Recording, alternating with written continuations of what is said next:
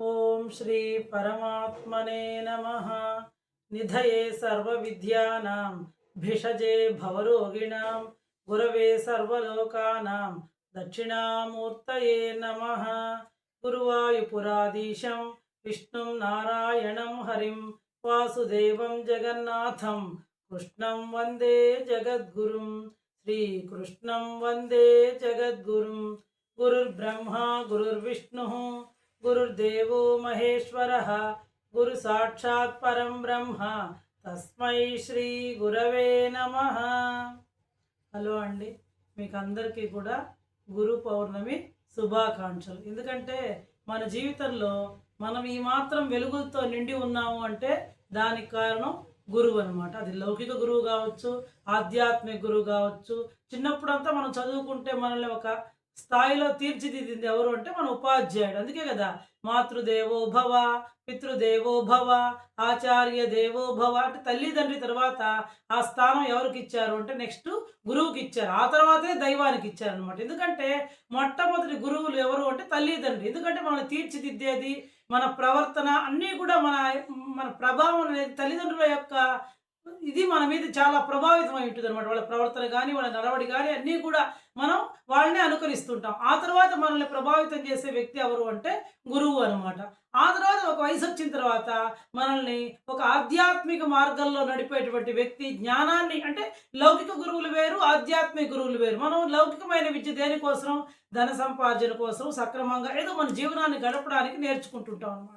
కానీ దాంతోపాటు ఆధ్యాత్మిక కూడా అవసరం. కానీ మనం ఒక స్థాయిని పొందడానికి, ఒక భగవంతుడిని చేరుకోవడానికి, అసలు నేనెవరు అనేటువంటి తత్వాన్ని తెలుసుకోవడానికి మనకు ఉపయోగపడేది ఎవరు అంటే ఆధ్యాత్మిక గురువు అనమాట.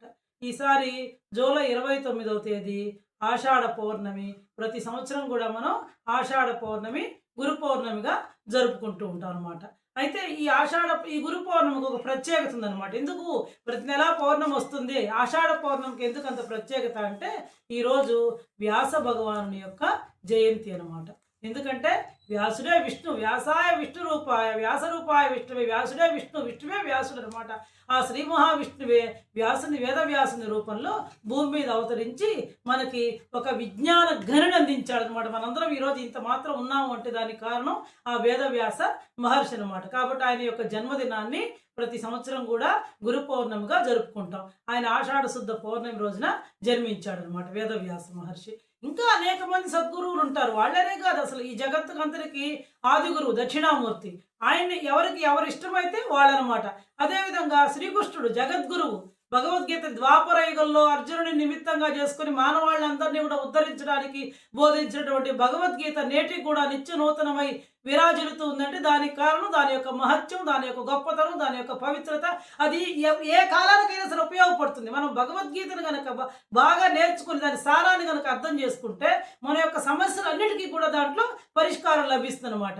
కాబట్టి భగవద్గీత వరకు ఫస్ట్ పారాయణ చేయాలి. చేస్తే తర్వాత మనం దాని సారం తెలుసుకోగలం.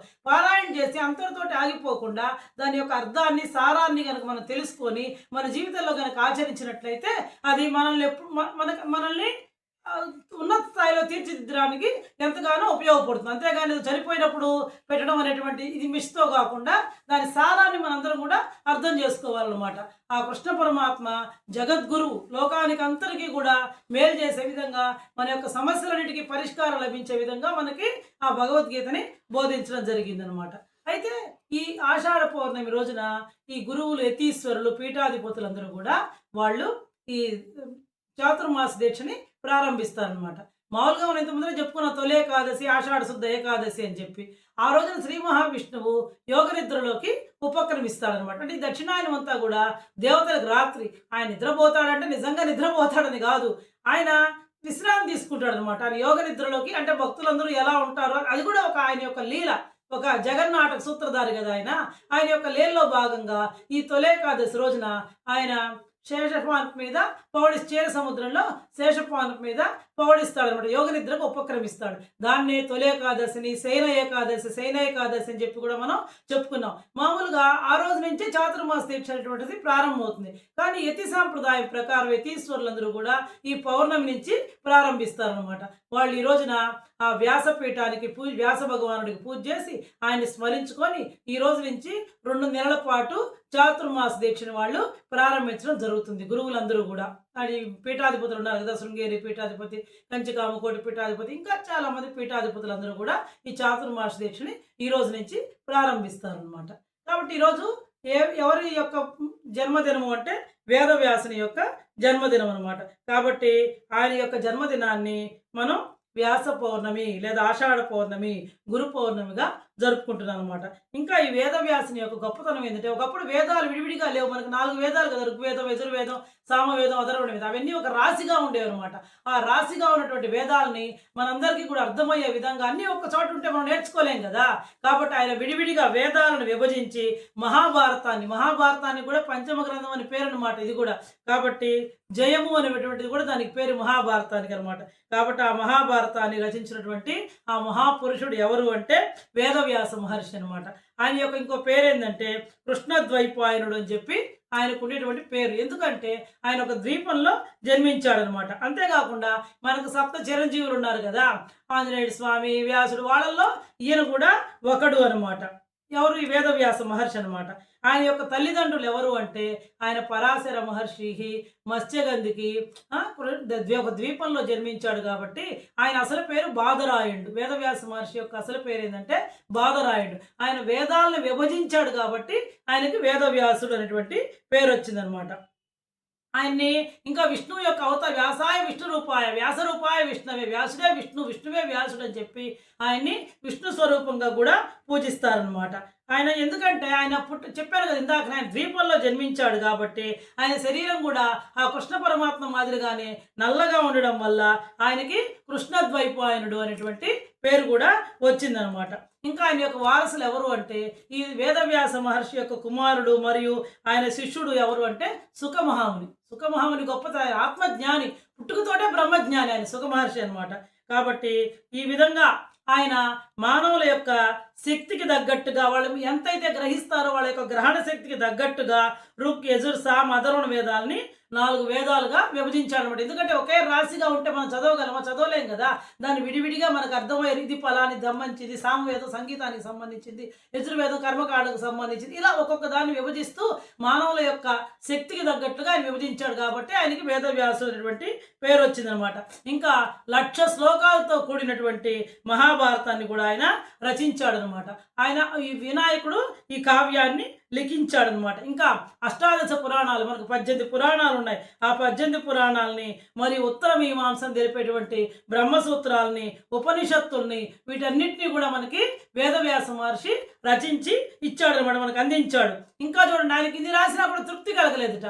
అప్పుడు ఒకసారి నారద మహర్షి ఏమలా ఉన్నావు అంటే, నాకు ఎందుకో తృప్తి కలగట్లేదు అని చెప్తే, నువ్వు ఇన్ని చేసావు కానీ ఎవరం ఎన్ని చేసినా కూడా భగవంతుని గురించి స్తుతించందే మనకి తృప్తి ఉండదు. అంటే దాంట్లోనే నిజమైనటువంటి ఆనందం ఉంది. నువ్వు ఎన్ని కావ్యాలు రాసినా ఎన్ని చేసినా కూడా అసలు భగవంతుని యొక్క లీలని కనుక స్మరించుకుంటే, ఆ భగవంతుని భక్తి మార్గాన్ని కనుక స్మరించుకుంటే నీకు నిజమైనటువంటి తృప్తి, ఆనందం కలుగుతుందని చెప్పడంతో భాగవతాన్ని సంస్కృతంలో రచించాడు అనమాట. సమస్త వేద విజ్ఞానానికి సారమైనటువంటి శ్రీమద్ భాగవతాన్ని కూడా ఆయన రచించాడనమాట. కాబట్టి ఈ గురు పౌర్ణమిని హిందువులందరూ కూడా వ్యాస మహర్షి జయంతి లేదా గురు పౌర్ణమిగా జరుపుకుంటా ఆయన యొక్క జన్మదినాన్ని అనమాట. కాబట్టి గురువులందరికీ కూడా ఆయన్ని ఆది గురువుగా కూడా కొలుస్తారనమాట. ఇంకా మనం చెప్పుకున్నాం, ఆయన కలియుగంలో మానవాళి శ్రేయస్సు కోసం ఇప్పటికి కూడా ఆయన వ్యాస మహర్షి బతుకు చిరంజీవి అని చెప్పాను కదా. కాబట్టి ఈ కలియుగంలో మానవులందరి యొక్క శ్రేయస్సు కోసం తపస్సు చేస్తూ సూక్ష్మ రూపంలో సంచరిస్తూ ఉంటాడని భక్తులందరి యొక్క ప్రగాఢ విశ్వాసం అనమాట. ఇది వ్యాస మహర్షిని గురించినటువంటి క్లుప్తమైనటువంటి సమాచారం అనమాట. ఇంకా ఈ గురు పౌర్ణమి రోజు ఏం చేయాలంటే, ఇప్పుడు ఎక్కువగా అందరూ ఈ సాయిబాబా గుళ్ళల్లో సాయిబాబాని విశేషంగా పూజించడం జరుగుతుంది. అది కూడా మంచిదే, ఎవరికి ఇష్టమైనటువంటిది వాళ్ళు చేసుకుంటారు. దత్తాత్రేయుడిని స్మరించుకుంటారు, దక్షిణామూర్తిని స్మరించుకుంటారు. ఈ విధంగా ఎవరు ఆదిశంకరాచార్యులు మనకు జగద్గురు 4 పీఠాలను స్థాపించి మళ్ళీ అద్వైత మతాన్ని పునరుద్ధరించినటువంటి వ్యక్తి ఎవరంటే ఆదిశంకరాచార్యులు. శృతి స్మృతి పురాణానాం ఆలయం కరుణాలయం నమామి భగవత్పాద శంకరం లోకశంకరం. సాక్షాత్తు కైలాసీవుడే కాలడి శంకరుడుగా వచ్చాడని చెప్పి ప్రతీతి అనమాట. కాబట్టి ఆయన్ని ఇంకా మీకు ఎవరెవరైతే సద్గురువులు ఉంటారో వాళ్ళందరినీ కూడా స్మరించుకొని వాళ్ళని దర్శించి వాళ్ళకి సేవ చేయడం అనేటువంటిది చాలా విశేషం. ఇంకా ఈ గురు పౌర్ణమి రోజు ప్రతి ఒక్కళ్ళు కూడా ప్రాతకాలంలో లేచి చక్కగా స్నానం చేసి యథాప్రకారం అందరికీ తెలిసినటువంటిది లక్ష్మీనారాయణని పూజించుకోండి, లేదా పార్వతీ పరమేశ్వరుని పూజించుకోండి. ఇంకా మీ ఇష్టం చెప్పాను కదా, సాయిబాబాను, దత్తాత్రేయ స్వామిను, మీకు ఎవరైతే మీరు గురువుగా భావించుకుంటారో వాళ్ళని చక్కగా ఒక పేట తీసుకొని దాన్ని చక్కగా పసుపు రాసి పద్మం ముగ్గులేసి దాని మీద ఒక వస్త్రాన్ని పరిచి ఆ మూర్తిని పెట్టుకొని ఫస్ట్ మనం దేనికైనా వినాయకుడు పూజ చేసుకుంటాం కాబట్టి యథాప్రకారంగా వినాయకుడు పూజ చేసుకొని వాళ్ళకి సంబంధించిన అష్టోత్తరాలు, గురువు అష్టోత్తరము ఇవన్నీ ఉన్నాయి కదా, మనం చక్కగా అవన్నీ చదువుకోవడం, ఇంకా విష్ణు సహస్రనామం చదువుకోవడం, ఇంకా మనం ఏవైతే దత్తాత్రేయ స్తోత్రాలు చదువుకోవడము, ఇంకా ఇవన్నీ కూడా మనం చేసినట్లయితే మనకి ఆ గురువుల యొక్క అనుగ్రహం లభిస్తుంది. దక్షిణామూర్తి స్తోత్రం, దక్షిణామూర్తి అష్టకం చాలా మహిమాన్వితమైనటువంటిది. కాబట్టి జీవితంలో కూడా మనం ఉన్నత స్థితిలోకి రావాలంటే ఏదైనా చోట శుభకార్యాలు ఇవన్నీ పెట్టేటప్పుడు కూడా గురుబలం చూస్తుంటారు ఎక్కువగా. గురుబలం లేకపోతే మన జీవితం అంతా యోగించదు అనమాట. కాబట్టి ఈ గురుబలాన్ని పెంపొందించుకునేటట్లుగా ప్రతి ఒక్కళ్ళు కూడా మన జీవితాల్లో ఉన్నత స్థాయికి ఎదగాలంటే గురువు అనుగ్రహం కావాలి. ఆ సద్గురువుల యొక్క అనుగ్రహం పొందే విధంగా ఆ గురు స్తోత్రాలు, గురు అష్టకాలు, ఏదైనా దేవాలయానికి వెళ్ళి దక్షిణామూర్తిని కానీ విష్ణుమూర్తిని కానీ సందర్శించి వాళ్ళ యొక్క అనుగ్రహాన్ని పొందాలి. అదేవిధంగా శనగలు ఉంటాయి చూడండి, ఆ శనగలు చక్కగా నానబెట్టుకొని వాటితో ఒక మాల గుచ్చి ఆ దక్షిణామూర్తి మెడలో వేసినా కూడా మనకి గురువు యొక్క అనుగ్రహం లభిస్తాం. చిన్న చిన్న పరిహారాలు. ఇంకా ఎవరికైనా పసుపు వస్త్రాలు దానం చేయండి ఈ రోజున మీకు శక్తి ఉంటే. ఇలా గురువు దీపం పెట్టుకొని గురువు అష్టకాలు చదువుకొని గురుమూర్తిని మనసులో సదా స్మరించుకుంటే మనందరికీ కూడా ఎల్లప్పుడూ ఆ గురువు యొక్క అనుగ్రహం కలిగి మన జీవితం ఉన్నత స్థితిలోకి పోతుంది. ఇంకా పౌర్ణమి కాబట్టి విశేషంగా రేపు లలితా సహస్రనామాన్ని కూడా రేపు సాయంత్రం నేను ప్రతిసారి చెప్తూ ఉంటాను. చక్కగా ఒక ఆవు పాలు తీసుకొని దాంట్లో కొంచెం బెల్లం ముక్క వేసుకొని కుదిరినటువంటి వాళ్ళు ఓపెన్ ప్లేస్ కనుకుంటే ఆ చంద్రుని యొక్క కిరణాలు ఆ ఆవు పాలలో పడేటట్టుగా అక్కడ పెట్టి మీరందరూ కూడా లలితా సహస్రనామాన్ని పఠించి ఆ తర్వాత కనుక ఆ ఆవు పాలు బెల్లం కలిపినటువంటి ఆవు పాలని ఆ చంద్రుడికి నైవేద్యంగా, లలితా పరమేశ్వరి రూపంలోనే చంద్రుడు కాబట్టి మనకు ప్రత్యక్ష దైవాలు సూర్యుడు చంద్రుడు కాబట్టి నైవేద్యంగా పెట్టి దాన్ని కనుక మీ ఇంట్లో మీ కుటుంబ సభ్యులందరూ కనుక స్వీకరించినట్లయితే మీకు అద్భుతమైనటువంటి ఫలితాలు కలుగుతాయన్నమాట. కాబట్టి ప్రతి ఒక్కళ్ళు కూడా ఈ గురు పౌర్ణమి రోజున వృధా పోనించుకోకుండా మీకు ఎలా కుదిరితే మీకు ఎంత వీలైతే అలా భక్తి శ్రద్ధలతోటి ఈ గురువుని పూజించుకొని లలితా సహస్రనామాన్ని పఠించి భగవంతుని యొక్క అనుగ్రహం మనందరి మీద ఉండి మనందరం కూడా సుఖశాంతులతో వర్ధిల్లాలని కోరుకుంటూ సెలవు తీసుకుంటున్నానండి. ప్రతి ఒక్కళ్ళు కూడా నా ఛానల్ని సబ్స్క్రైబ్ చేసుకొని లైక్ చేసి మీ ఫ్రెండ్స్ అందరికీ కూడా షేర్ చేయాల్సిందిగా కోరుకుంటున్నాను. మరిన్ని విశేషాలతో మళ్ళా మీ ముందుకు వస్తానండి. ఉంటాను.